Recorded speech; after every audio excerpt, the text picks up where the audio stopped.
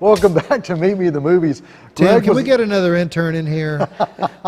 This is scary. A little concerned about Derek's dancing back there, or if you want to call it that. Tim's not sure if that's what he's calling it, but I'm not sure. But you know, he's moving and he's enjoying himself, and that's what matters. And you're right, the theme Unlike song the is viewers. catchy. Yeah, Well, unlike the viewers, yeah. That's right.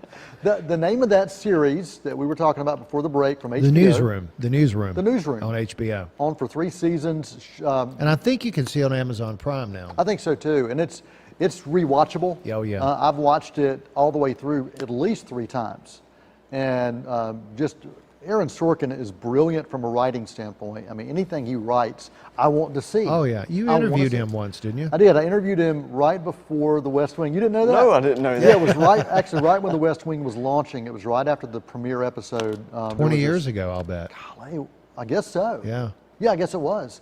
But there was a satellite, it really was a satellite link interview at some center, and he had the whole cast, and I got to interview him. And Bradley Whitford was there, a much younger self. He's coming back in a he good is. way. I like him. He is busy. Handmaid's Tale kind of revived him a little bit. Yeah, and he's on another brand new series as well. So yeah. Anyway, The Newsroom, if you get a chance to check that out, we highly recommend that. Well, let's talk about The King of Comedy. This movie is another review from the vault. Robert De Niro in this Scorsese film.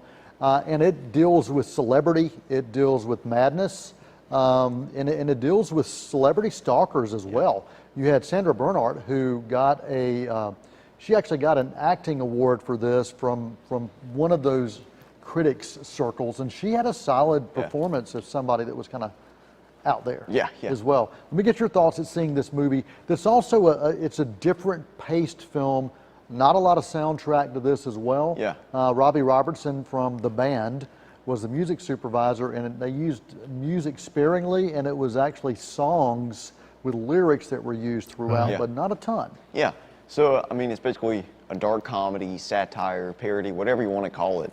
And it's just following this crazy fan who just thinks of Jerry Langford. Played by Jerry Lewis. Yeah, Right. yeah. So he's a huge fan of this late night comedian, and he thinks he's going to be the next king of comedy, and he does everything relentlessly to try to get his name out there, and even, you know, probably breaking a few laws here and there. But the thing is, he's One way to put it. He's not quite violent. He's just crazy, and he's like, I think Scorsese described him as a lovable sociopath. Yeah. Where like you're sympathizing with his character because he doesn't really have any friends. He's just wants to, you know, live out his dream. And it's kind of like Howard Wolowitz from The Big Bang Theory. You know, he's you know, you hear him yelling back and forth to his mom. You never see the mom. And I really did kept going, okay, that's where Big Bang maybe got this. And the mom was actually voiced by Scorsese's wife, I believe. Really? Either wife or mother. Yeah. It's you know, it's a different kind of film. You know, as where Network had many layers, this one it's really kind of singularly layered. Yeah.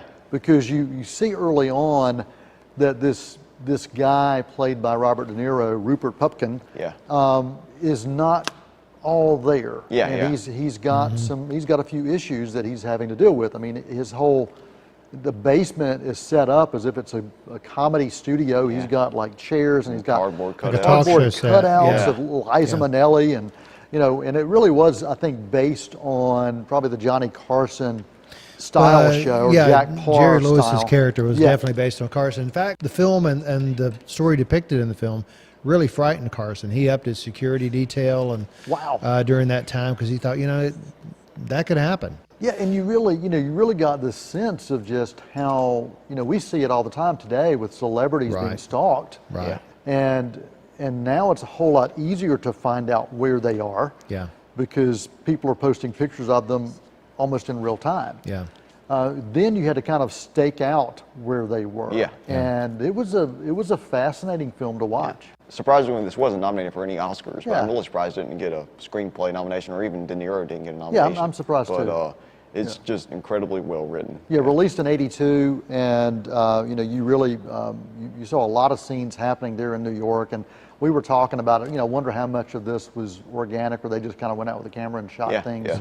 I'd love to go back and research that, but it was again wonderful to see a film again like this that I remember seeing much earlier in my life. What rating would you give King of Comedy? Solid 8. Yeah. For me, a solid A as well. The pacing is a lot different, and the style this was shot's a lot different.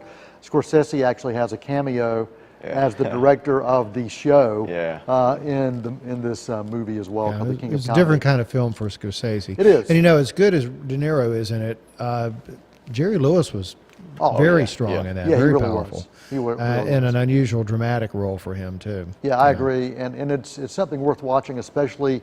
And this was a movie that kind of inspired the Joker. That we're going to be talking about next week, and it's one of those that looks at celebrity, it looks at madness, and even De Niro shows up in the Joker, playing the talk show host. De Niro is going to be basically the Jerry Lewis character in this, so it's going to be really intriguing to see that parallel. Interesting to see that.